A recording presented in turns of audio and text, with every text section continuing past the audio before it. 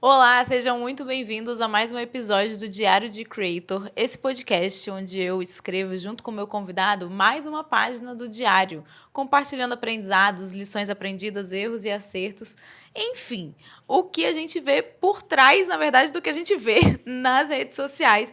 E hoje o convidado é Vitor Peixoto, CEO da Turbo e especialista em crescimento comercial. A gente vai falar sobre negócios, vendas, criação de conteúdo e o que realmente importa quando o assunto é crescer com estrutura. Seja bem-vindo, Vitor. Muito obrigado pelo convite, Marina. Vai ser um prazer dividir um pouco do conhecimento que a gente tem aqui dentro com todos vocês.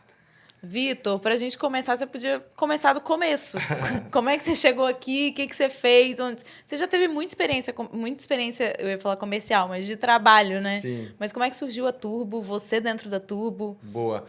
Ó, eu entrei no mundo do empreendedorismo há uns 6 a 7 anos atrás e eu era muito inspirado, né, pelo Grupo 3G, aquele sonho grande de querer fazer a coisa acontecer. Eu estava dentro da faculdade, aí e o Rodrigo, a gente se olhava e falava assim, cara, a gente tem um desejo muito grande de ter um negócio. Né? E aí a gente teve a feliz oportunidade de encontrar Augusto no meio do caminho. A gente foi para dentro de uma salinha em cima do restaurante que a mãe dele tinha e começou a escrever no quadro várias ideias do que a gente ia fazer, do que a gente poderia começar. E dali surgiram 3 ideias. Investimento, tipo empíricos. Na época estava começando uma empresa chamada Investe Aí. A gente gostava muito da forma como eles se comunicavam. Tinha uma ideia de ter uma clínica. Na verdade, clínica não, uma preparação para a clínica médica. E o terceiro negócio foi a energia solar, né? Que foi aonde, de fato, a gente deu o pontapé no empreendedorismo. E o digital, né? As vendas, elas surgiram dentro da minha vida especificamente, porque um belo dia a gente percebeu que não tinham clientes dentro da nossa empresa, a gente precisava de novos clientes, a gente simplesmente decidiu imprimir um monte de panfleto.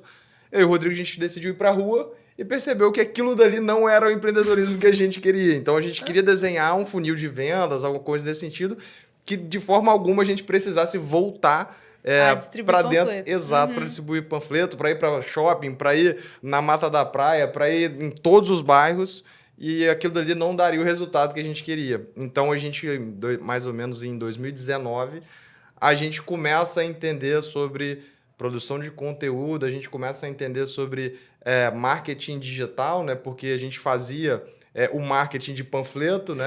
Aquela publicidade mais antiga. E aí a gente começa a entender sobre como construir uma landing page, o que era CRM, como é que a gente construiu uma sequência de e-mails. E naquela época a gente começou a entender um pouco mais da importância de criar essa estrutura para dentro da empresa. E minha história, ela surge aí, tá? Então, parte desse princípio. Com energia solar. E a Turbo surge em que momento? Boa. E aí, no meio desse caminho, né, a gente, 2019, 20, 21, a gente entendendo um pouco mais sobre como construir, né, funis digitais, como é que a gente já tinha feito lançamentos, a gente já tinha um canal no YouTube, eu, Rodrigo e Augusto, produzindo conteúdo de energia solar. Ah, tá.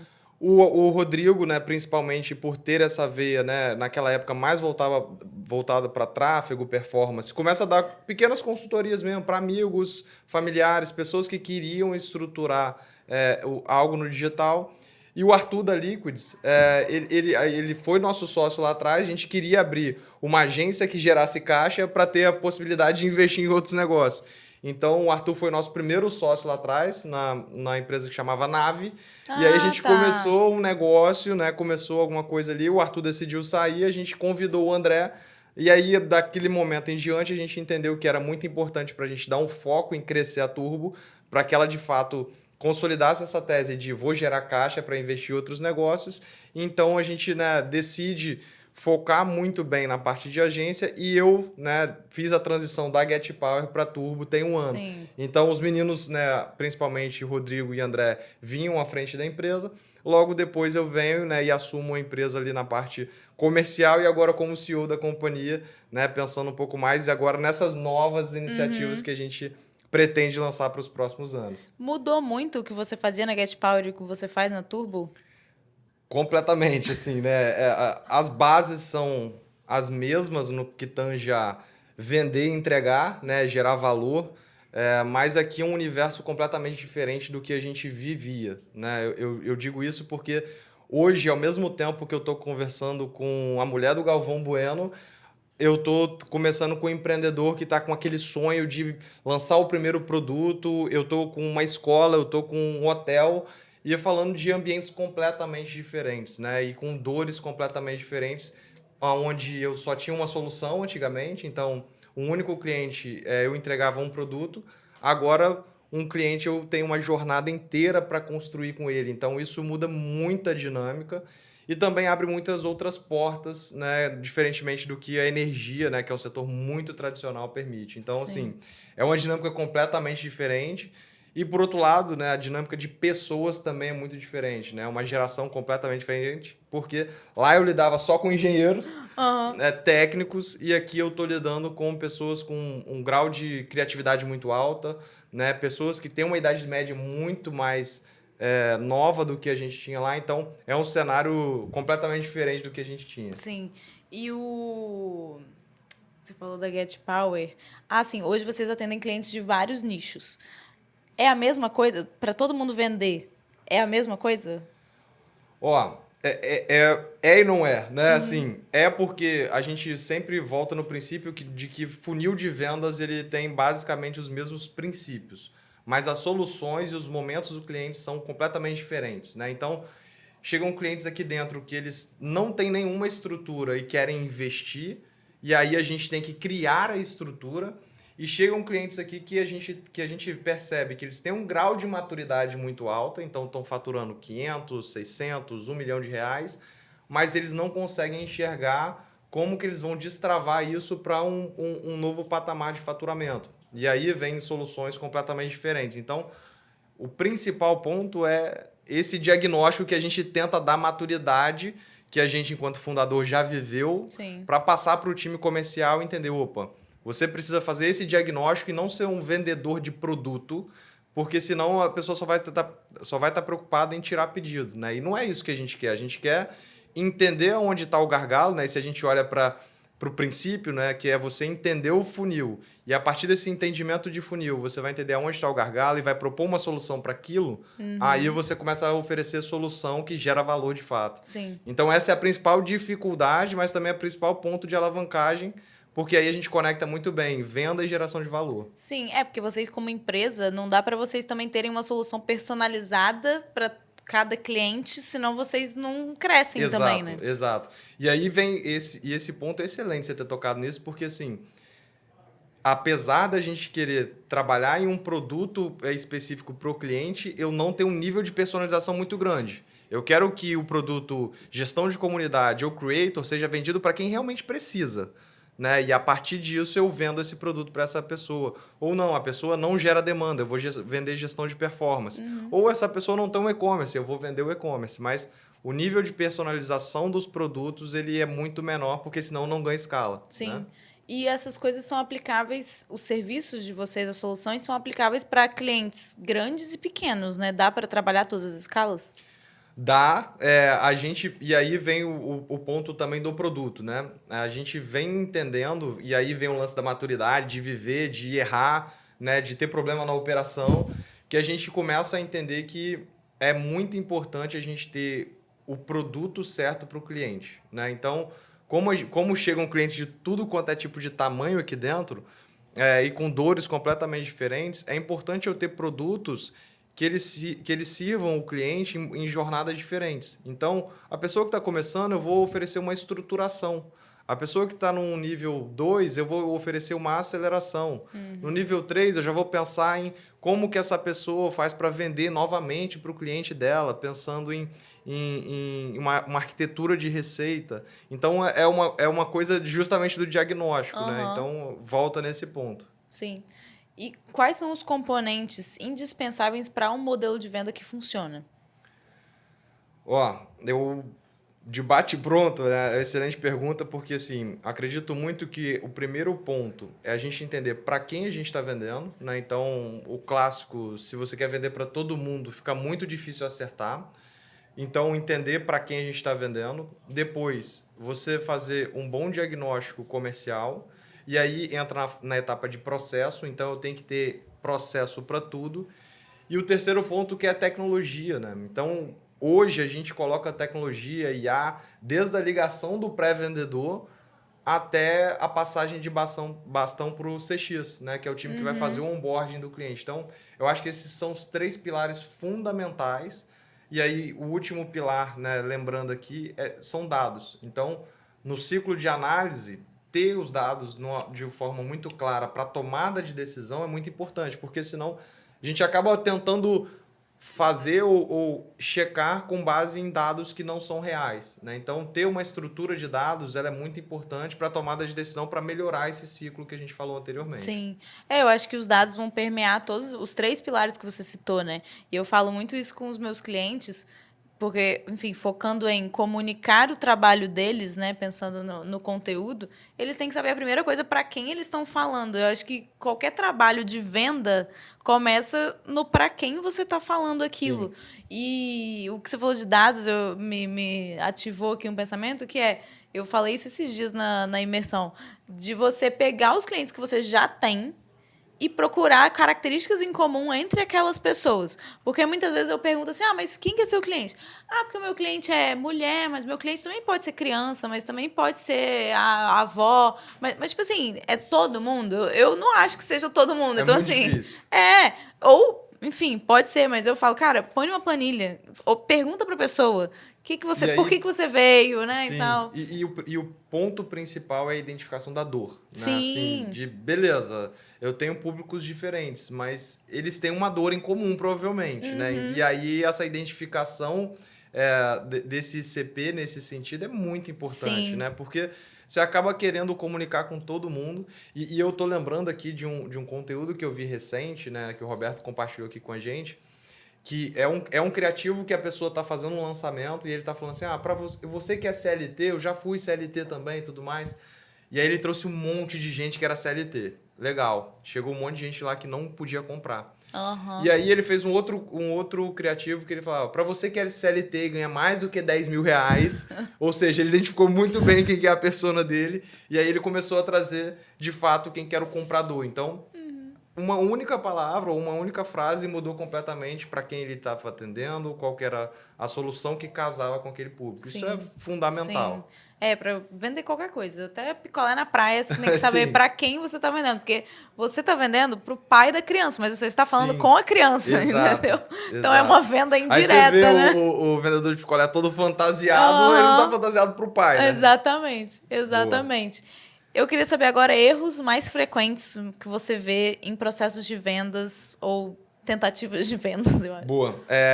Algo muito importante, a gente acabou de falar, não entender da pessoa, né, para quem que você está vendendo, e não fazer o dever de casa de entender o que a sua solução de fato resolve. Né? Assim, tem um lance que o Alex Hormozzi fala, que o lance de você conseguir atingir o resultado da pessoa, então, por exemplo, a pessoa, o exemplo mais clássico, né? A pessoa não vai na academia porque ela quer um exame de sangue melhor. Às vezes a pessoa até quer, mas a maioria das pessoas estão ali em busca do corpo, né? Estão querendo ser mais desejadas, estão querendo causar uma melhor impressão, né? E ela tá ali, e esse, de fato, é o sonho da pessoa. Então, essa comunicação, ela precisa ser entendida, né? O que eu vou resolver, qual que é o sonho dessa pessoa e como que o meu produto faz com que essa pessoa chegue nesse sonho dela. Então, o nosso time de vendas, por exemplo, ele tem um trabalho muito grande de identificação desse sonho desse empreendedor que está do outro lado. O que ele quer? Ele quer mais tempo com a família e por isso ele está contratando, ele tá passando essa responsabilidade para a gente porque ele não está dando conta. Então, essa identificação do cliente e a identificação do seu produto e como o seu produto deixa a vida dessa pessoa mais fácil, melhor, entrega uma solução mais rápido, pra gente, assim, é fundamental. E eu vejo que muitas pessoas querem só tirar pedido e não fazer esse diagnóstico de fato e fazer esse dever de casa de entendimento da solução e como que ela resolve. E se você tiver case, né, é importante que você pegue os cases, entenda esses cases e aí você vai conseguir conversar muito melhor. Então, acho que isso é um negócio básico. E o outro ponto é errar na execução do processo. Porque se existe um processo, ele é para ser seguido. Por mais que tenha ciclos de melhora no processo, enquanto a gente não definir uma melhoria, segue o processo. Né? Não, a gente não gosta de vendedor estrela aqui dentro. Né? Eu não prefiro não ter o Romário, eu quero ter a pessoa constante. Porque se eu tenho um processo muito bem feito, eu quero que as pessoas sejam constantes naquilo. Então, acho que isso são dois erros que eu vejo que são cometidos com frequência e que eu não gostaria de ter cometido eles no passado. Né? Então, para quem está vendo a gente, está ouvindo, olhar para esses dois pilares fundamentais. Eu acho que é legal a gente entrar um pouco nessa parte de processo, porque eu fiz engenharia de produção também, e Vitor também. Também, né? Também, exato. Sim. Então, eu entendo bem o que você quer dizer como precisa ter processo. Eu acho que é legal a gente entrar no o que significa ter um processo. Como é que a pessoa vira e fala, beleza, agora eu tenho um processo de coisa. Envolve mapeamento, né? Sim. Como é que... Acho que você podia falar um pouco mais disso. Eu vou detalhar o que a gente está fazendo aqui num nível de uma maturidade muito alta, mas serve para qualquer negócio, qualquer modelo. E a gente aqui dentro hoje da Turbo, quando um cliente ele fecha um contrato, a primeira coisa que a gente faz é criar um grupo de WhatsApp. A gente tem escrito como que cria um grupo de WhatsApp. Então, a gente tira um print da tela do celular, mostra assim, ó, você vai clicar aqui, você vai colocar esse padrão de nome de grupo, aqui você vai inserir essas pessoas, você vai colocar essa imagem ela está nesse link do Drive, você vai baixar ela, você vai subir ele nesse arquivo. Então, esse mapeamento desse processo é escrever ou detalhar todo esse passo a passo a um nível que qualquer pessoa possa replicar. Então, é um trabalho que dá trabalho, né? Dá bastante trabalho criar esse nível de sofisticação de processo, porque a gente vai entender, no final do dia, que esse nível de detalhe ele deixa o processo muito mais fácil. Né? Quando a gente vai entendendo isso, a gente percebe, entregar um social media, entregar performance, ele é muito complexo. Mas se eu quebrar numa etapa muito simples que qualquer pessoa possa fazer, fica muito mais replicável. Né? E aí a gente volta e o McDonald's ele tem todos os processos mapeados de como é que frita uma batata. Você vai pegar a batata, vai colocar aqui, vai descer 30 segundos, vai subir, vai apitar Então, acho que esse é o nível que a gente gosta de trabalhar aqui, que é pegar cada uma das etapas e perguntando como é que você faz isso, como é que você faz isso, como é que você faz isso, e alguém do outro lado escrevendo. E como a gente tem IA hoje, né, quando a gente vai conversando e escrevendo, a IA já gera um grande resumo para a gente, depois a gente vai complementando. Sim. Hoje a gente está criando um book, né, que é um livro de como operar Creator, baseado exatamente nisso, que é mapear todos os detalhes do nosso processo. Sim. É meio isso. A ideia é que se você sumir, aquele processo continua existindo. Exato. E dá para começar de uma forma básica. Não precisa criar o grupo do WhatsApp. Talvez você não precise detalhar o processo de criar um grupo no WhatsApp, mas é importante que você tenha lá, criar o grupo no WhatsApp, mandar uma mensagem de boas-vindas. Aí daqui a 3 dias você vai talvez fazer um checkpoint com aquela pessoa. E depois entra num fluxo ali de repetição, de, sei lá, mensalmente, 15 semanas. Semanalmente você precisa aparecer para aquele cliente ali para ver se está tudo bem e tudo mais. Pode ser um processo simples como esse, de 4 etapas. E aí, a partir disso, você vai fazendo outros. Exato. E é bom ter processo para tudo, né? Na minha cabeça, sim. É bom ter processo para tudo. E parece que é bobeira isso, mas a gente tem a gente tem um gestor aqui na empresa que ele veio de uma empresa que tinha muito processo. E ele tem uma padronização na entrega de trabalho que é muito superior ao que a gente tinha. E a gente pegou esse exato formato e replicou para todo mundo. E o nosso NPS melhorou significativamente. Coisas simples, como, por exemplo, você falou do ongoing, né? Que é aquela etapa que a gente começa a trabalhar num ciclo de repetição. Né? Fechou um mês, vai para o próximo. Fechou um mês, vai para o próximo. Ele tem um formato que toda segunda-feira ele manda: bom dia, pessoal, excelente semana para todos. Aí, o que está acontecendo? Chega quarta-feira, ele dá um reporte do que ele fez nas campanhas. Aí o cliente, mais um ponto de contato. Chega na sexta-feira, ele manda um reporte do que aconteceu na semana. Enquanto a gente antes fazia só um reporte por semana. Agora eu tenho 3 pontos de contato extremamente simples. Ele manda só bom dia mesmo? Assim? Ele manda só bom dia e uma excelente semana.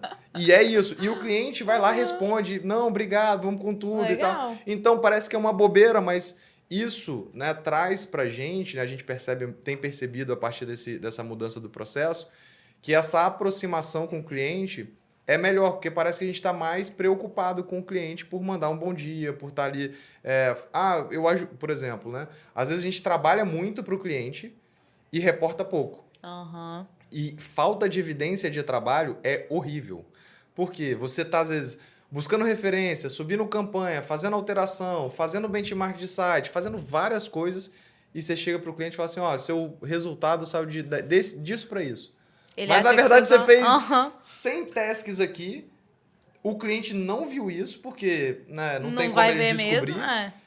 E você também não agregou o valor dentro do seu trabalho, porque você não evidenciou. Então, a gente percebeu que evidenciar pequenos detalhes, por mais bobeira que pareça para a gente, para o cliente faz muita diferença. Então, a gente aprendeu isso esse ano e a gente alterou isso dentro do nosso processo. Então, isso tem causado uma melhora no nosso churn, melhora no nosso NPS e assim a gente está entendendo como é que a gente vai melhorando, né? E o cliente lembra mais de vocês também, né? Vocês ficam mais ativos na memória dele. O que você falou me lembrou, eu sempre uso esse exemplo, mas as galinhas, depois que colocam o ovo, elas cacarejam. Então, você precisa cacarejar que você colocou o ovo, sabe? Você precisa ir lá e falar, eu fiz isso aqui, tá vendo? Que legal. Exato. E isso vale para muitas coisas, vale para esse relacionamento com o cliente, vale na hora de criar conteúdo, de mostrar suas vitórias, porque tem gente que fica meio com vergonha, né? De, mas vai parecer que eu tô me achando.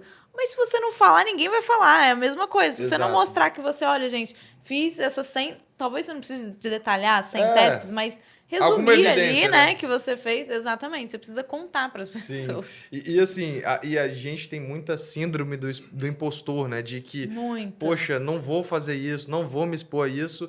E, na verdade, isso é um ponto de contato. E quanto mais pontos de contato você tem com o cliente ou com quem você trabalha, é melhor. Isso, inclusive, serve para quem trabalha na nossa empresa, né? Então, assim, eu vejo que tem gestores que eu tenho mais proximidade porque eles me trazem mais coisa, evidenciam mais o que eles estão fazendo. Sim. Então, no final do dia, é uma forma de se vender. Isso é verdade. Então, isso certamente vale para todas as áreas da nossa vida. Isso é verdade. O seu ponto, a mensagem do bom dia me pegou.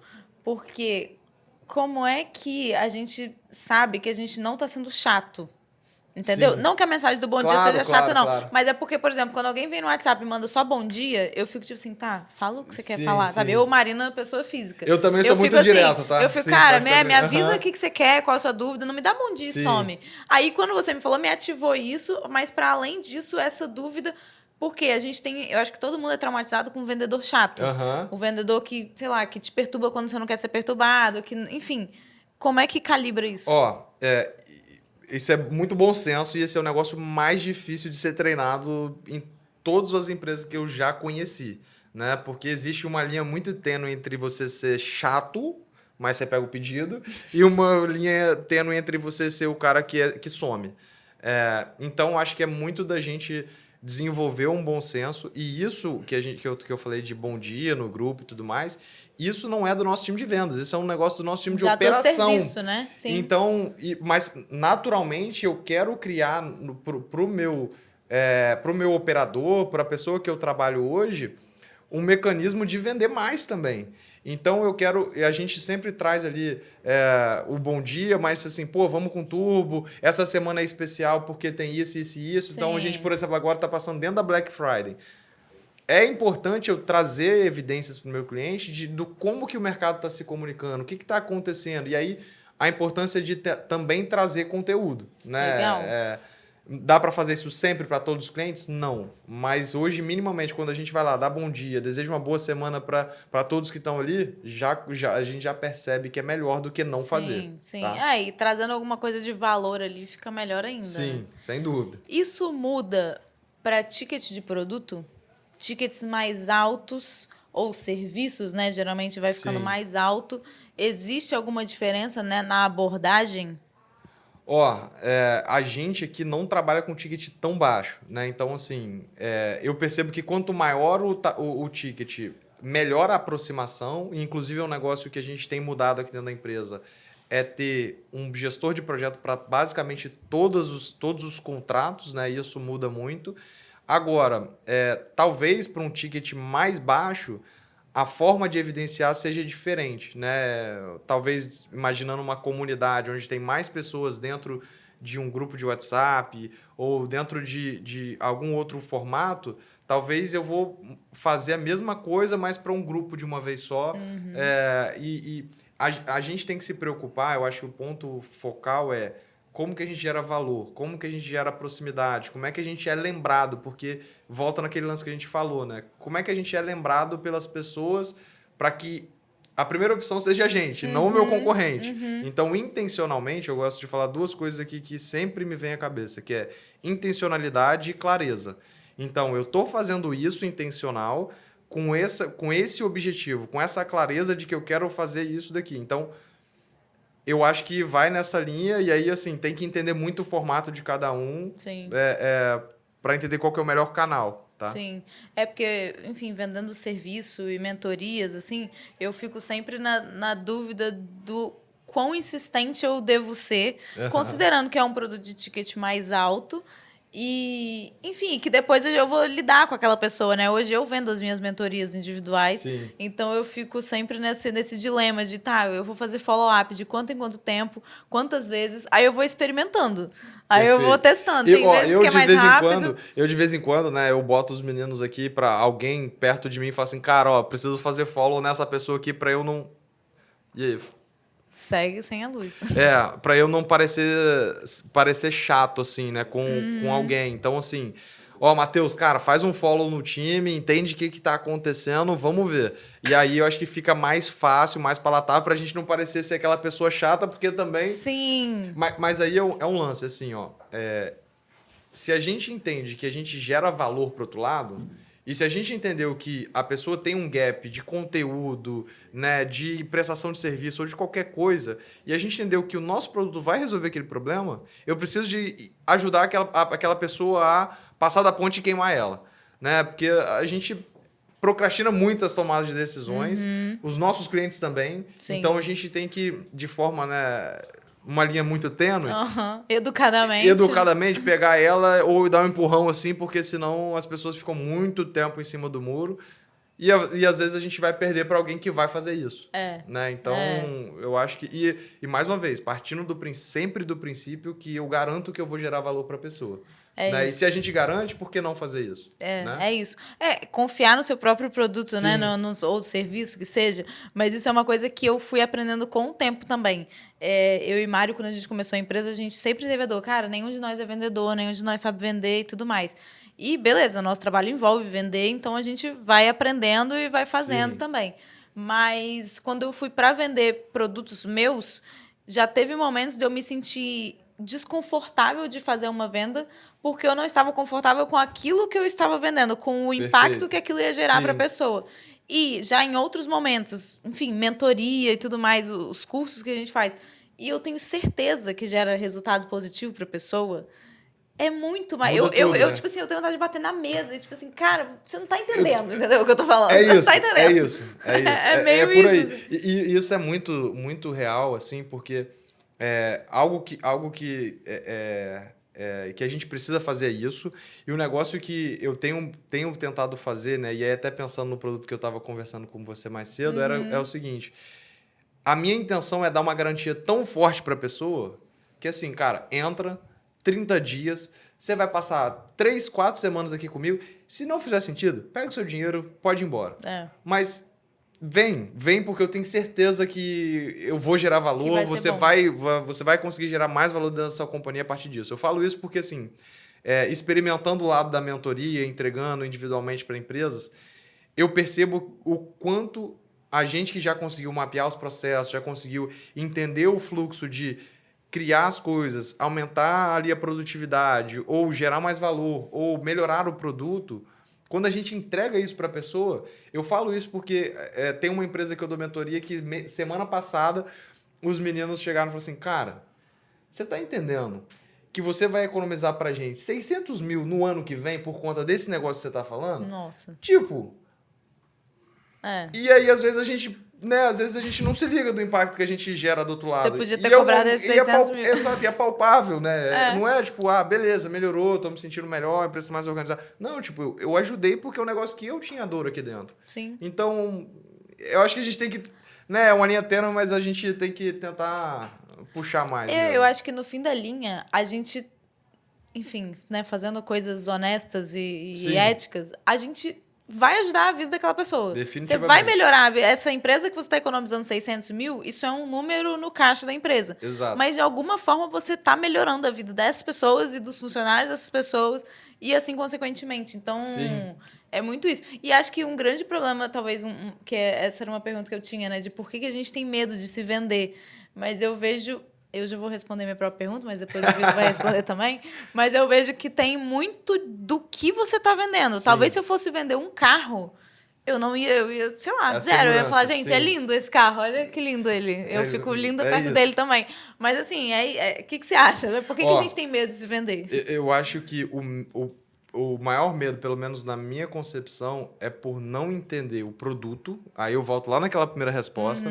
É não entender o produto, para quem ele resolve a dor, e o que você vai fazer para entregar também, para você conseguir transmitir com segurança o que vai ser o próximo passo. Voltando, a gente desenvolveu um produto recente agora que é uma estruturação comercial para empresas. A gente sempre falou disso, porque com tráfego, com performance, é muito comum eu gerar lead e não ter ninguém para atender aquele lead. Ou o processo ser muito aquém do que poderia. E a gente sempre falou assim, cara, a gente precisa fazer. Mas por que a gente não vendia? Porque a gente não tinha segurança de como seria a entrega. Tá.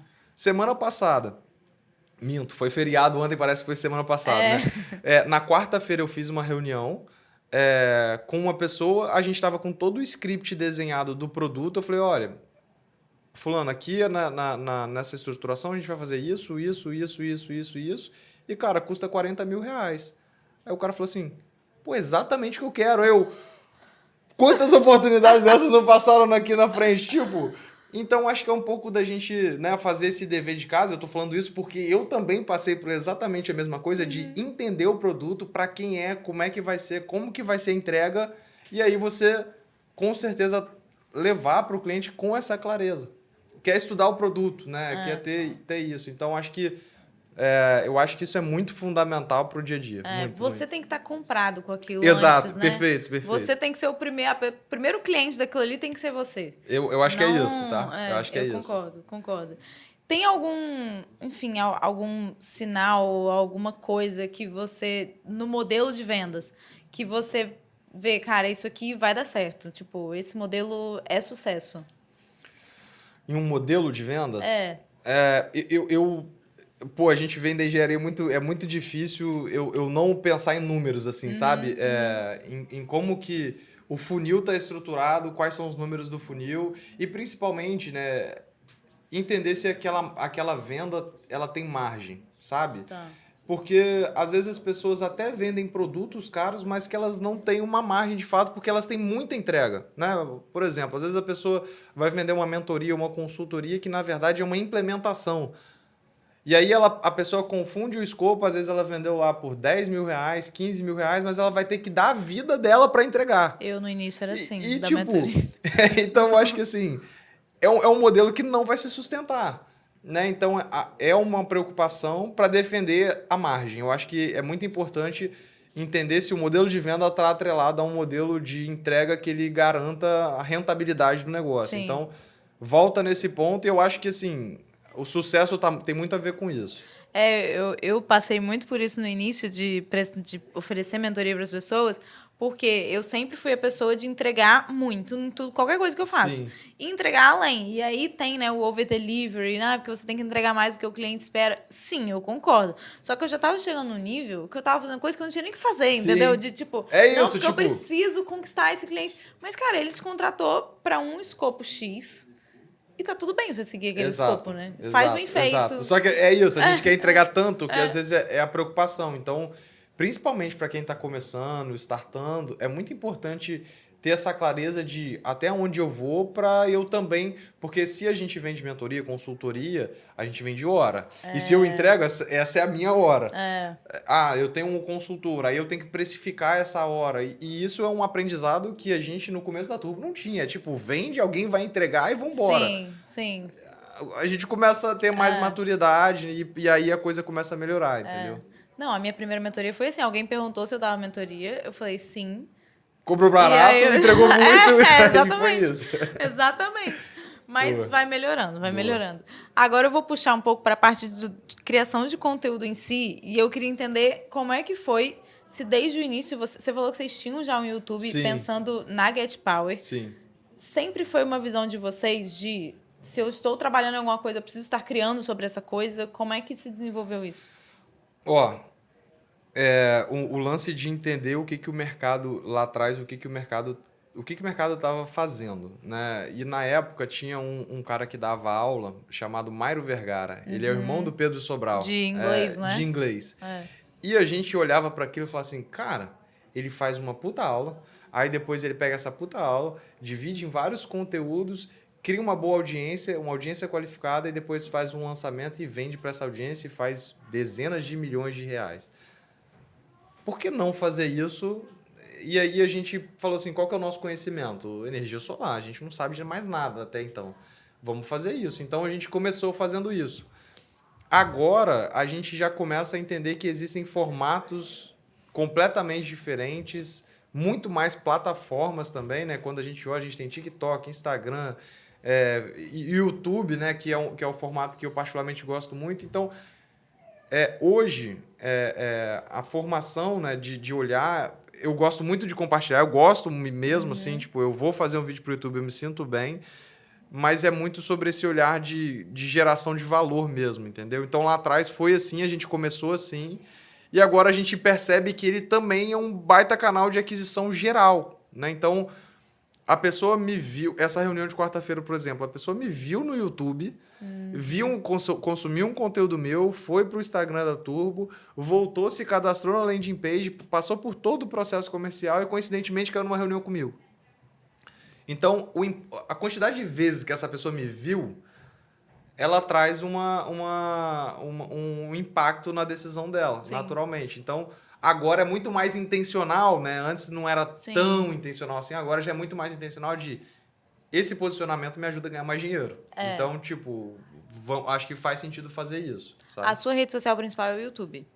Eu crio pouco no Instagram, a maioria das coisas estão em collab com a Turbo. Provavelmente, né, eu vou fazer uma linha editorial para seguir ali, é importante.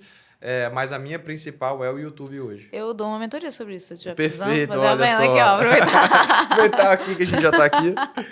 E como é que você define o seu conteúdo sobre a área comercial? Eu assim, ó, é uma linha de criação de conteúdo voltado para aquisição, né, de forma geral. E só que hoje eu tenho me comunicado mais com donos de agência, principalmente pelo fato de ser um dono de agência. Então, o que eu faço basicamente é pegar os principais insights que eu tenho e transformar aquilo dali num playbook para levar para uma aula. Então, é basicamente isso que eu tenho feito. Essa era uma pergunta. Como é que você define o que vai ser conteúdo? Se é com base no aprendizado da empresa, se é com base em assuntos em alta, é uma mistura de tudo? É uma mistura. O YouTube é um universo assim, de aprendizado. Eu olho, primeiro, às vezes a gente está aqui no dia a dia, cara, essa planilha aqui, vamos transformá-la num conteúdo. Por outro lado, é óbvio, a gente vai modelar conteúdo. Tipo, eu vou entrar no YouTube e vou fazer um research ali de tópicos em alta. Tipo, deixa eu ver o que a galera dos Estados Unidos está falando sobre esse conteúdo. Deixa eu ver o que os players do Brasil estão fazendo. Deixa eu entender o que está acontecendo. E para isso, aí eu monto um pipeline ali no Notion e a partir disso a gente vai criando esse roteiro para os conteúdos. Sim. Tá? E como é que você concilia a vida, a profissão aqui, né, o CEO da empresa, com criar conteúdo? Essa pergunta, eu já vou falar mais sobre ela, que essa é a maior dor de todos os meus clientes, porque são médicos, advogados, nutricionistas que têm suas horas de trabalho dedicadas ao ofício mesmo, e muitos falam, cara, eu não tenho tempo para criar conteúdo, eu preciso de ajuda, porque se eu não tiver uma orientação, eu não vou criar. Como é que você faz isso? Assim, ó, eu sou o cara da agenda. Então, assim, se tá na agenda eu vou fazer, se não tá, eu não vou. É tão simples quanto isso, né? Eu não tenho muito para dizer nesse sentido de assim, E aí o que eu fiz foi criar a minha agenda para que eu tivesse um espaço disponível para poder fazer essa pesquisa e um espaço disponível para gravar objetivamente pensando nisso. Então, intencionalidade e clareza. Eu estou intencionalmente colocando isso na minha agenda, porque isso, né, tem a clareza de que eu vou impactar mais pessoas e isso vai facilitar o processo de talentos. Muitas pessoas que chegam aqui para ser contratados no nosso processo seletivo são pessoas que já me viram nas redes sociais, Legal. têm um nível de qualificação mais alto, e os clientes que estão consumindo nosso conteúdo, tendo pontos de contato, e por isso a minha venda é mais fácil. Então, a clareza e a intencionalidade, elas andam muito em conjunto por conta disso, sabe? E por que você foi pro YouTube? Por conta de ser um conteúdo evergreen, né? Um conteúdo que as pessoas vão entrar e vão encontrar aquele conteúdo e vão consumir, depois vão sair, depois vão voltar lá, vai ter aquele conteúdo, e aquele conteúdo eventualmente também pode voltar a pegar muita view de novo. Então, eu gosto muito desse formato.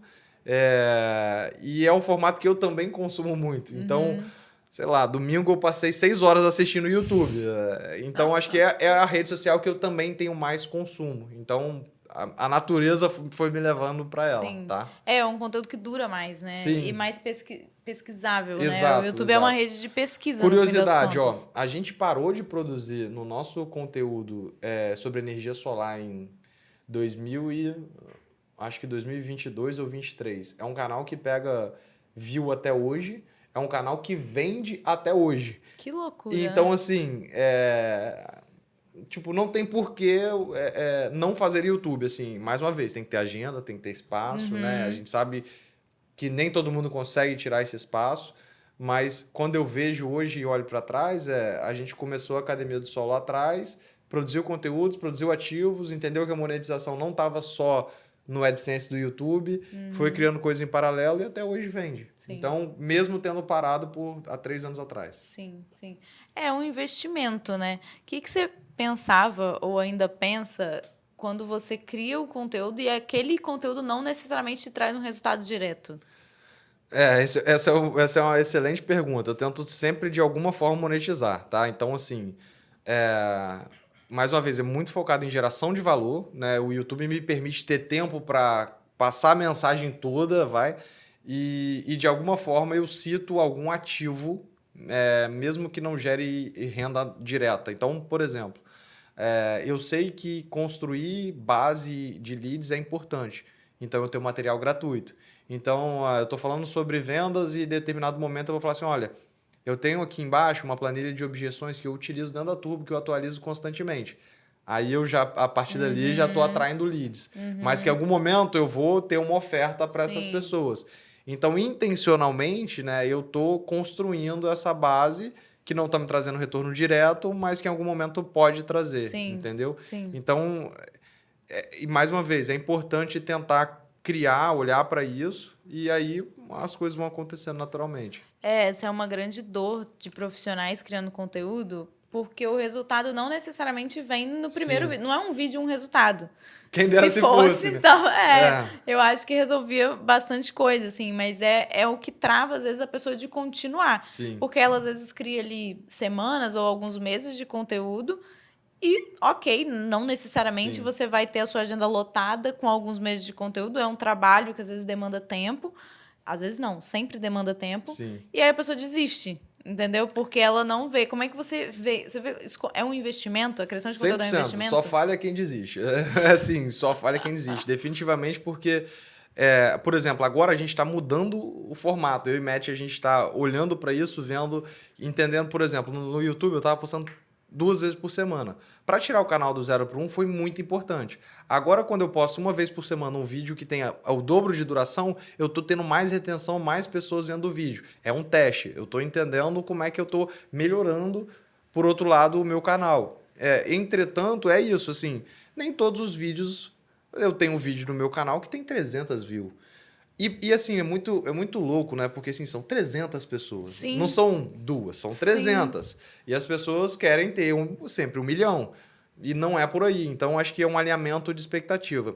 E só fazendo um paralelo, que talvez a gente não fale disso, mas me veio aqui. Eu falo muito, né, para quem trabalha com vendas, para quem está nesse universo de vendas com redes sociais, sobre social selling. É o canal que tem o melhor retorno para Turbo hoje. Todas as pessoas que interagem com a Turbo, e aí aparece lá, fulano curtiu não sei o quê, fulano começou a seguir. todas essas pessoas são analisadas pelo nosso time de pré-vendas e a gente ativamente vai atrás dessa pessoa. Olha. Então, assim, às vezes o seu cliente já está te acompanhando.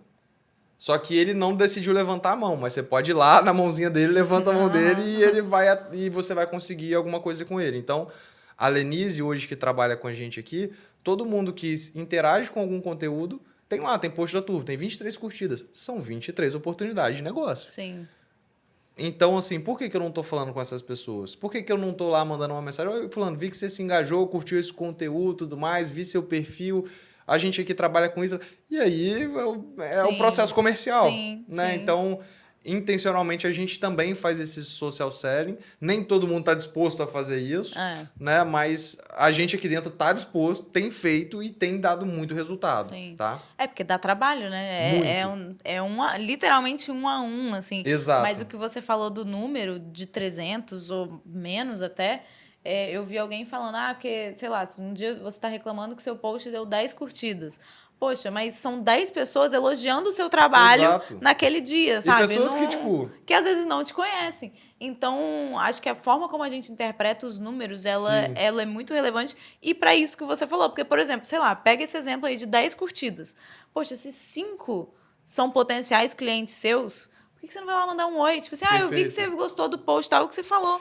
Mandar um oi e olha como é que isso coisa, tem né? impacto. O ManyChat acabou de lançar uma funcionalidade para todo mundo que começa a seguir, você pode mandar um oi automaticamente.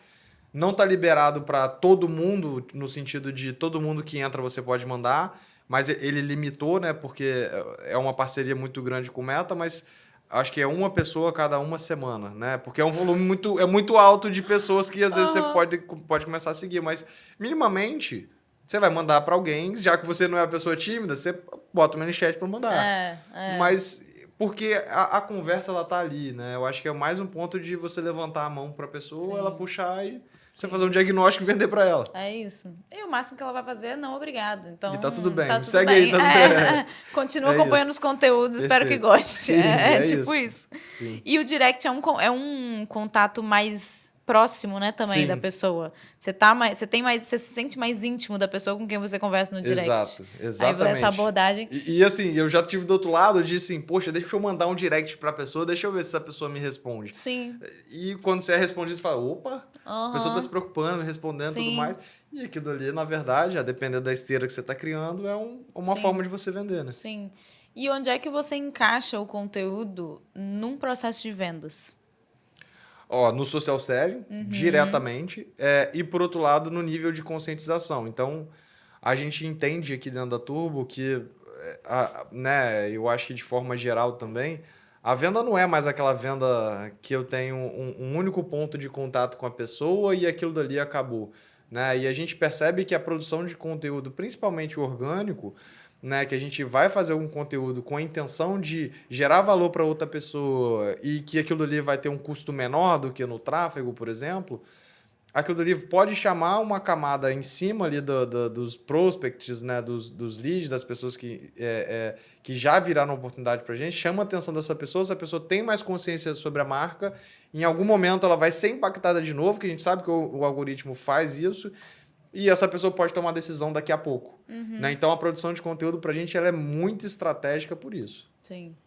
Aí, vocês vão aumentando a lembrança, né? Eu estava vendo alguém falando sobre aparecer 4 vezes em uma semana para aumentar 95% a lembrança de marca, uma coisa assim. É isso. Então, tem que aparecer muito. Tem que aparecer muito.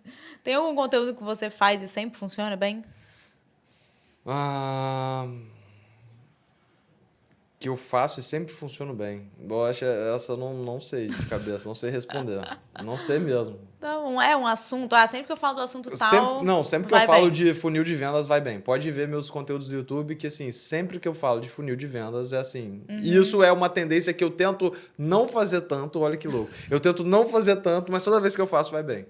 Isso é verdade. Isso é curioso. Sim. E aí eu tento desviar, assim, falar, não vou só falar de vendas, porque... Mas, na verdade, muitas pessoas têm dores, né, relacionadas à venda e talvez esse seja o principal tópico que eu devo falar. Sim. Para quem está começando agora e quer crescer de forma escalável, que conselho comercial, pensando até, talvez linkando com essa parte de funil de vendas, o que você falaria? exposição. Então, assim, olha para as pessoas que são referências. Então, Jorge Paulo Lemann tem uma história que ele conta que uma vez o Sam Walton, acho que estava no Brasil, e ele estava fazendo benchmark do supermercado e estava ele dentro do supermercado com a fitinha métrica medindo tipo, o espaço da gôndola para ele poder colocar mais gôndola no espaço dele nos Estados Unidos. Então, isso mostra que o benchmark é um negócio muito importante. E em qualquer segmento. Então, se eu tenho a Marina como referência, deixa eu ver o que a Marina está falando, com quem que ela fala, qual que é o conteúdo que ela faz, deixa eu ler os comentários. Uma coisa que eu aprendi durante esse processo é a identificação da dor do cliente. Se você entra no YouTube, pega um vídeo que teve muita visualização, ele tem muito comentário. E ali você consegue entender o comportamento do cliente. Então, entendendo esse comportamento de dor, né, do que a pessoa gosta e tudo mais, fazendo essa pesquisa, a partir dali você vai tirar tanto insight que você vai começar a pensar em materiais gratuitos, você vai começar a pensar em formato de conteúdo, você vai começar a pensar em tanta coisa que você vai começar esse processo, né? E aí a gente está falando de start, você vai errar, você vai acertar, e a partir dali você começa a modelar outros processos, porque querer inventar coisa nova, eu acho que é uma bobeira muito grande. Eu acho que para quem está começando, vai nesse formato que já funciona, pega algo que está aqui e depois você vai aprimorando esse processo, sabe? Essa dos comentários é uma coisa que eu gosto muito de fazer, pegar perfis grandes, Sim. porque ali vai ter um tráfego grande de pessoas, né? Um fluxo grande de pessoas interagindo e pegar... Cara, ali vão ter as dores e eu falo que dores nunca são individuais, né? Uma dúvida nunca é individual. Exato. Então, se alguém está perguntando ali, outras pessoas muito provavelmente vão estar perguntando a mesma coisa. E se uma pergunta aparece mais de uma vez também, ou se ela tem muitas curtidas, é isso. Você tem que falar sobre aquilo. Perfeito. E ajuda muito a trazer novas abordagens, que igual você falou, eu não quero ficar só falando de venda. Mas, beleza, vai ter gente que vai ter um assunto para falar porque é aquilo que a pessoa faz. Sim. Mas aí você pega perguntas, você vai pegando perspectivas diferentes para você responder aquela dúvida e a resposta vai ser o seu trabalho, não tem problema, mas você vai ter uma roupagem diferente sobre aquilo que você está fazendo. Quantos conteúdos foram feitos no TikTok a partir de respostas de comentário, muito, né? Muito. Esses dias eu fiz isso, eu assisti uma aula e aí eu fui pegando... Eu tava na aula pelos comentários da aula. A aula, ok, fiquei lá ouvindo. Mas eu ficava só rolando os comentários, copiando e colando no bloco de notas. Pra tipo assim, conteúdo, as pessoas têm dúvida disso, elas querem saber disso. E, nossa, isso abre a mente, assim, num nível muito estratosférico. Você fica assim, meu Deus, eu tenho muita coisa pra responder. E, além disso... Você percebe que as pessoas ainda têm dúvidas que você acha que já foram esclarecidas. É a síndrome do impostor, né? Tipo, não vou falar disso porque todo mundo já falou de funil de vendas. Todo mundo já falou que você tem que ter o lead aqui, um SDR aqui, um closer aqui. Aí você olha a pessoa e fala assim, cara, mas eu nunca implementei isso, eu nunca fiz, eu não entendo como é que... E aí você vai melhorando, né? Sim. E, sei lá, negócios diferentes. Tem a Brad, sei lá, para uma padaria, sabe? Exato. Como é que ele vai implementar isso? E você pode falar, aplicando funil de venda numa padaria. Exato. O conteúdo vai ser o mesmo, mas é outro conteúdo. Definitivamente. Então, sempre que eu faço isso, eu devia fazer mais isso, porque me abre muito. E uma outra coisa, tá? Um detalhezinho que isso tem muito a ver com venda também. Os jargões, né? Você percebe que, a depender da comunidade, elas têm jargões diferentes. O médico, ele fala de um jeito, o advogado, ele fala de um outro. A Creator Economy fala de outro. Então, isso é importante de fazer essa leitura antes de criar também. Sim. E hoje você está, então, um vídeo por semana? Por enquanto, sim, mas eu não sei até quando, né? Tipo, é um teste infinito. Sim. E aí, né, a nossa capacidade de se adaptar ao que o mercado quer. Então, hoje eu estou testando um vídeo por semana e vamos ver o que vai dar. Sim. Aí eu tenho que pegar uma mentoria com você para entender o que eu vou fazer no Instagram. Gente, para vender, observe as oportunidades. Ela aparece na sua frente quando você menos espera. Quanto tempo você demora para se preparar para esses vídeos que você faz de 15, 20 minutos? Cara, 2 a 3 horas. Nossa, é tempo. É tempo. Essa era uma pergunta. Quanto tempo, mais ou menos, tem seus vídeos? 15, 20 minutos? Geralmente tem 15 a 20, né, Mati? E agora eu tô colocando 40. Entendeu? Então, é realmente o dobro do que eu fazia. Então, eu fazia um conteúdo de 20 minutos, 2 conteúdos de 20, agora eu tô fazendo um de 40 com mais profundidade. Sim. Talvez faça, até pensando, conversando agora, talvez faça sentido fazer um que chame pro outro também e tal. Pode. Aí é importante testar. Eu acho que... E aí a nossa capacidade de testar mesmo e saber que pode dar errado. Por exemplo, um negócio que a gente tem feito mais... teste de thumb no YouTube. Aham. Todo vídeo do YouTube sai com 4, 5 thumbs, né? E quando a gente olha a referência gringa, cara, eles testam 20 thumbs, 20 títulos. Sim. Então, mesmo as pessoas que estão no nível mais alto, elas também estão suscetíveis aos erros, né? E hoje a gente olha pessoas que têm 3 milhões de inscritos no YouTube pegando 20 mil views. Né? Proporcionalmente, percentualmente, é muito pouco Sim. em relação ao que é normal para essa galera. Então, você mesmo, se você faz as proporções, fala assim, eu tô indo melhor. Sim. Né? Sim. Proporcionalmente, obviamente. Faz em termo percentual ali, né? Exato. Então, acho que isso é legal da gente entender também. Sim. E você faz o roteiro, lê o roteiro, ou você põe tópicos e vai falando? Eu coloco tópicos. No YouTube é tópicos. E aí, o meu formato, eu trouxe para um formato que eu tento produzir o conteúdo no Miro. Eu adoro o Miro, mapa mental. A engenharia me traz muito para isso. Beleza, olha só, eu vou falar sobre funil, depois eu vou falar sobre isso, depois eu vou falar sobre isso aqui, e eu percebo que é um conteúdo que me ajuda muito, né? Porque aí eu não preciso decorar o roteiro e tudo mais. Eu não tenho essa facilidade. Tem gente que tem, olha pro TP, eu coloco o TP ali e vai embora. Eu já não tenho tanta facilidade. Eu me sinto muito dura falando com o teleprompter. Isso. Eu não gosto muito, não. Eu não gosto, não. E você falou uma coisa, essa preparação é legal de criar conteúdos mais longos, porque te faz estudar sobre aquilo também, né? Muito, e aí você vai melhorando naquilo. Só pra você ter ideia, eu tenho um conteúdo que eu tô falando sobre precificação de vendas de produtos de serviços. Eu mudei tudo na empresa a partir da aula que eu ia fazer. Eu falei, galera, esquece tudo que a gente tá fazendo. A gente tem que fazer isso daqui dessa forma. A partir de um vídeo que eu tava criando. E é esse lance de assim, cara, eu quero entregar o melhor. Assim, eu quero realmente gratuito, eu quero entregar o melhor possível.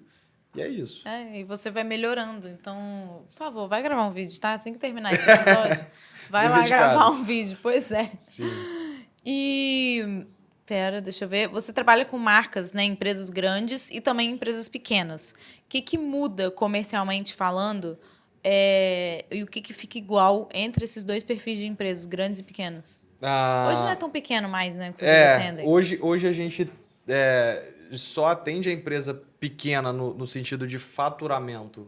Quando ela está começando e o empreendedor do outro lado tem realmente capital para poder fazer investimento. Entendi. Porque a gente entendeu que dentro do nosso negócio faz mais sentido para esse cara que não tem dinheiro eu mostrar para ele o caminho das pedras. Né? E aí, se ele entender que ele tem dinheiro em determinado momento, ele volta com muito mais consciência e compra a minha solução.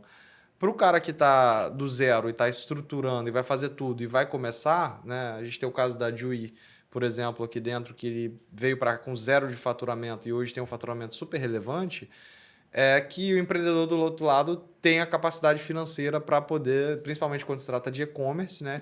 Tem a capacidade financeira para suportar esse ciclo de crescimento. Né? Quando a gente fala de e-commerce, ele precisa comprar estoque, precisa mandar produto para creator, precisa fazer tudo o que é necessário.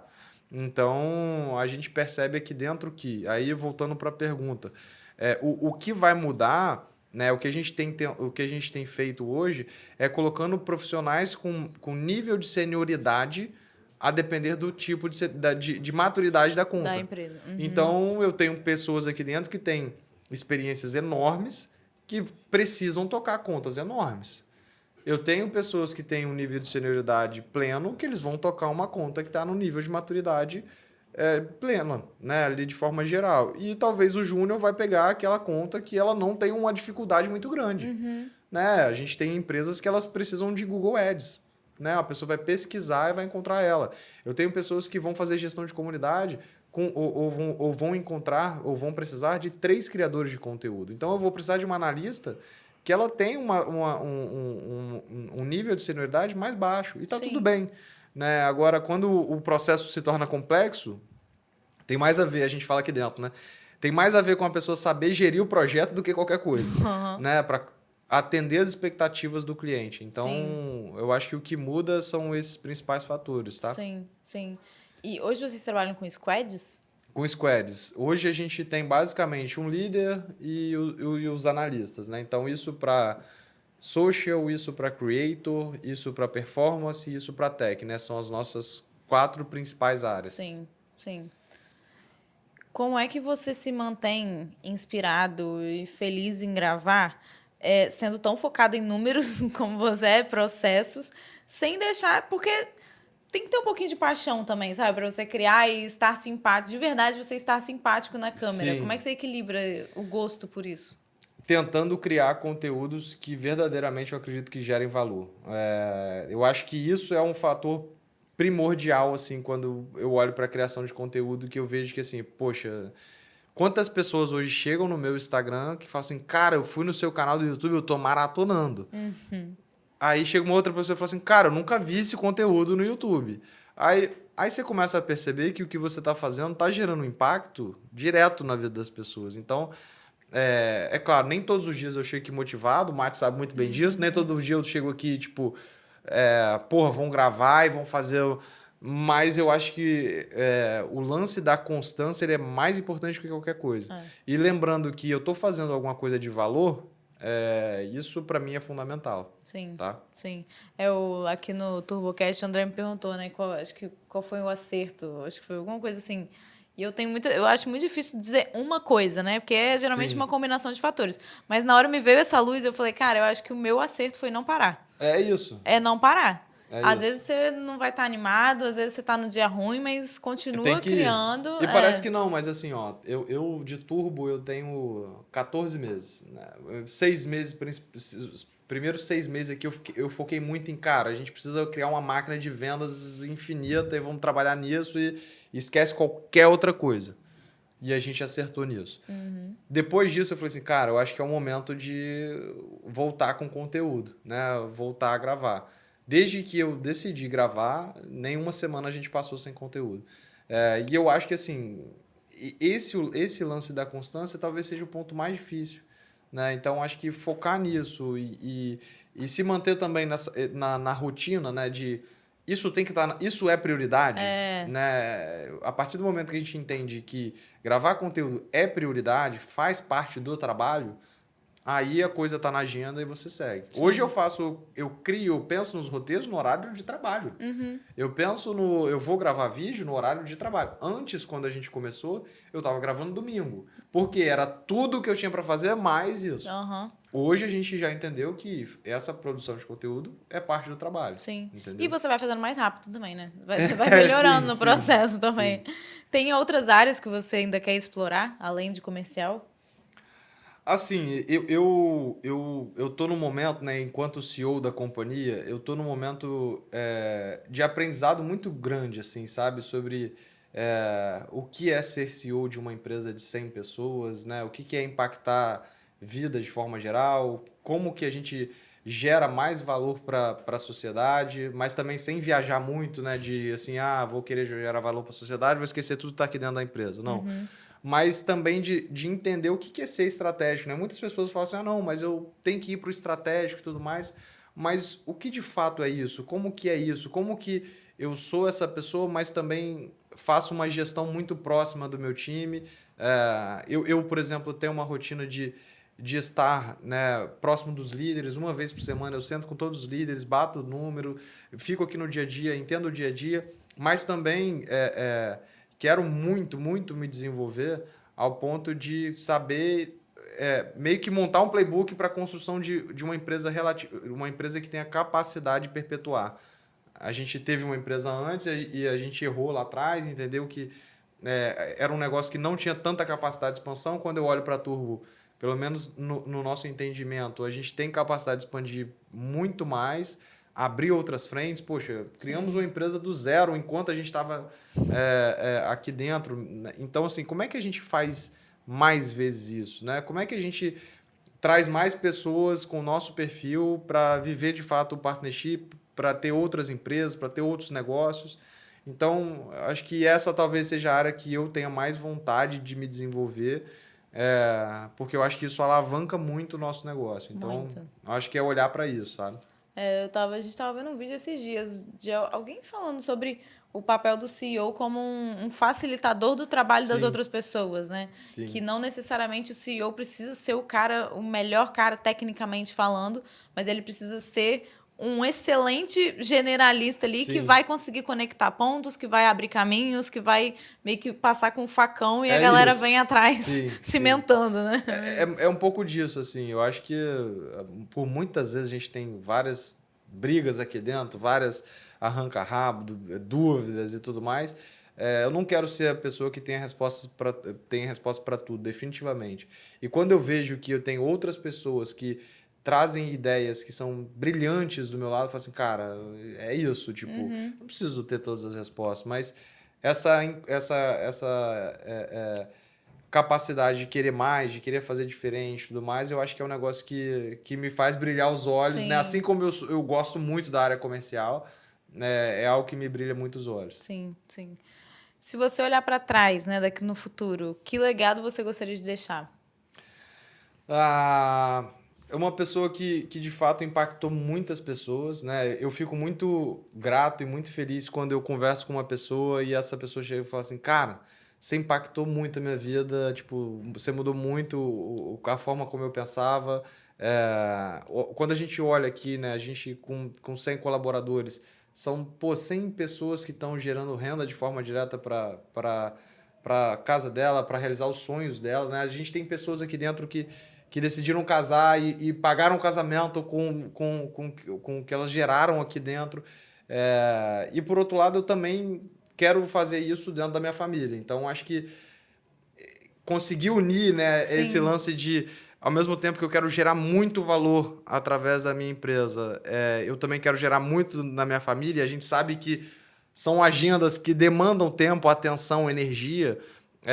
Conseguir, de fato, conciliar isso e olhar, né, em algum determinado momento e ter orgulho de ter construído isso tudo e sem perder a mão, né, desse equilíbrio, por mais que não é nada equilibrado. Né? Então, não. Isso não eu gostaria equilíbrio. muito, assim, de olhar para trás e falar assim, opa, mesmo tendo desequilibrado ali, eu consegui em algum momento voltar para isso, sabe? Sim. Não, ainda mais seus pais, né, cara? Eles são Pois super é. trabalhadores, assim. Pois é, sim.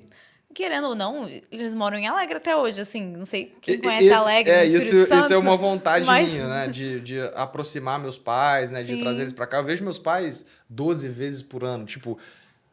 Aí a gente que é muito, né, começa a fazer conta, fala assim, quantos encontros eu tenho a mais com meu pai, né? Eu acho que essa conta não é por aí. Essa conta é pesada. A gente tem que começar a pensar como é que a gente cria, né, através do que a gente está fazendo, formas da gente ter a nossa família mais perto, porque no final do dia, o que me deixa feliz é trabalhar, definitivamente, mas como é que a gente também traz a família para perto, né? Eu tenho conseguido fazer isso, né, assim, hoje. Meus pais agora estão indo para se aposentar e tudo mais, então... a gente percebe que a vida tá, né, tá se encaixando de certa forma. Ah, que bom, que bom. Tem algum hábito que você mantém para se manter em ordem?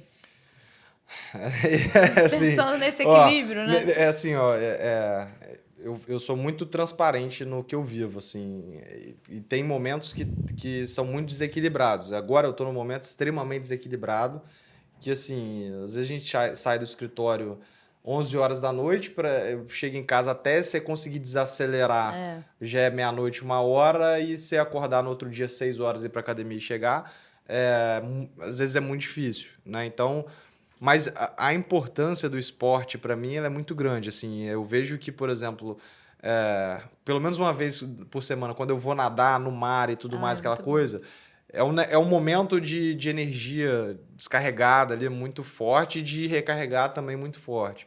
Quando eu consigo manter uma semana de academia e tudo mais, melhora muito tudo que eu faço. Isso é muito claro. Mas às vezes eu vou precisar chegar às 7 horas para uma reunião e minha última reunião é 9. E tá tudo bem, eu entendi isso, que é importante a gente ter a consciência de que momentaneamente é um esforço necessário, e que a gente tem que sempre tentar voltar e, assim... É a mesma coisa, né? A empresa tá dando prejuízo, deixa eu voltar aqui para resolver. Opa, tá lucro demais, deixa eu entender o que eu posso investir e tudo mais, aí consome o carro e volta de novo. Então, acho que a vida é um eterno equilibrar das coisas e eu acho que, assim, tentar, né, trazer para isso é importante. Sim, eu concordo. O exercício é minha terapia. Se eu não fizesse, eu tava A endorfina é muito importante, né? Se você tivesse que escolher uma métrica para um empreendedor focar, qual seria? Lucro. Assim, ó. Vai focar no lucro, não vai viajar e pensar em qualquer outra coisa, não, porque no final do dia tem que pagar a conta, a sua pessoa física e da sua empresa, né? Então, mas assim, dito isso, acho que é muito importante entender aonde está a sua zona de genialidade, né? E eu acho que eu me identifiquei muito cedo com a área de vendas. E eu acho que se assim, a gente for entender, eu vou querer olhar para as métricas de venda. Mas se eu for conversar com o Rodrigo, provavelmente ele vai olhar para outra coisa. Se eu for conversar com o André, vai ser outra coisa. Então é muito importante ter essa identificação do que no final do dia é importante para você, assim, sabe? Mas como empreendedor é a lucratividade do negócio, tá? Você falou dos meninos, é legal que vocês têm perfis muito diferentes, né? É completamente, assim, completamente. É engraçado como que dá certo, igual eu e o Mário. Mas acho que por isso que dá certo. Se fosse muito igual, talvez estava indo por um caminho que tava todo mundo achando, todo mundo concordando. Sim. E não era o melhor caminho. Eu acho que assim, aqui dentro a gente tem uma escadinha de que eu acho que o equilíbrio entre André e Rodrigo, assim, né? O André é um perfil, né, que tem pensamentos muito à frente, o Rodrigo é um cara extremamente inteligente, metódico e tudo mais. Eu tento equilibrar um pouco das duas pontas, sabe? Né? E eu acho que isso traz a grandeza, né, de ter sócio, enfim. E mais uma vez, isso não é mundo de mil maravilhas, não. A gente tem os nossos problemas e discussões e acertos, entendimentos, e isso faz parte. É um casamento. Definitivamente Sim. É um casamento. Por isso que a gente fala, namorar é importante antes de casar. Isso nos negócios é a mesma coisa, assim.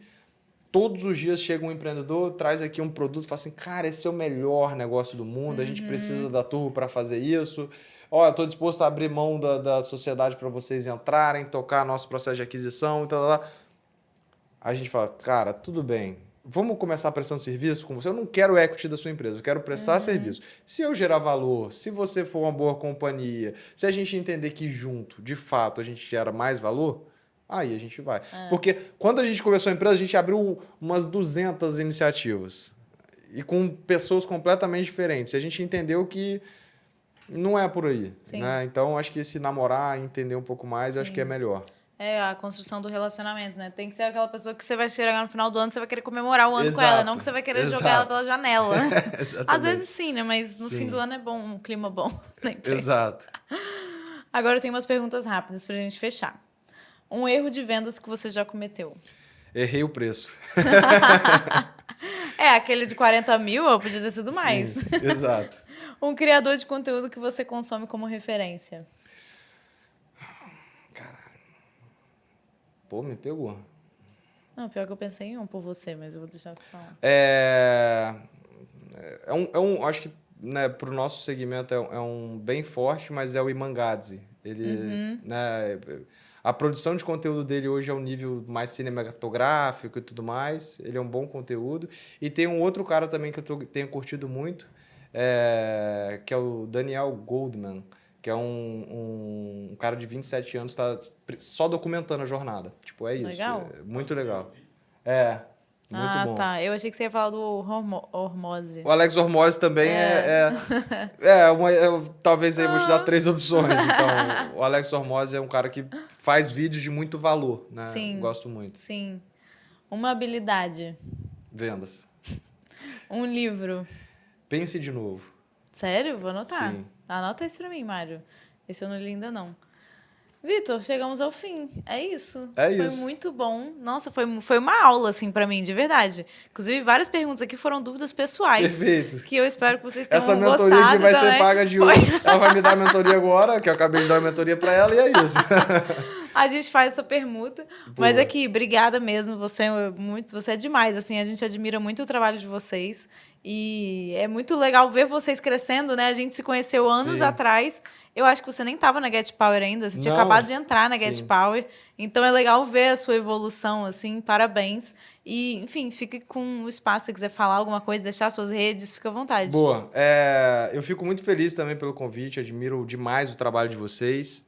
E eu acho que uma dica que, a partir do que eu vejo que você faz, né, e do seu dia a dia, é para as pessoas terem constância, colocarem de fato, se exporem, né, no bom sentido, que eu acho que eu vejo que você faz isso muito bem. E a partir dessa exposição natural, de buscar, de fazer, de ter constância, a partir disso o resultado vem. Então, nem sempre imediato, a gente que está aqui do outro lado sabe disso, mas eu acho que a partir disso você começa a dar o primeiro passo e depois você corre. Então, acho que esse é o principal recado para quem está aí. E para quem quiser me seguir, meu Instagram é victor.peixoto e no YouTube também, Vitor Peixoto, com certeza você vai encontrar. É isso. Vocês me encontram no Instagram, @ferreiramarina_. Sigam o Diário de Creator Podcast em todas as redes sociais. Se inscrevam aqui no canal ou no Spotify, independente de onde você estiver consumindo esse conteúdo. Dá para se inscrever e curtir o vídeo. E a gente se vê na próxima semana. A gente, na verdade, se vê na próxima página. Um beijo.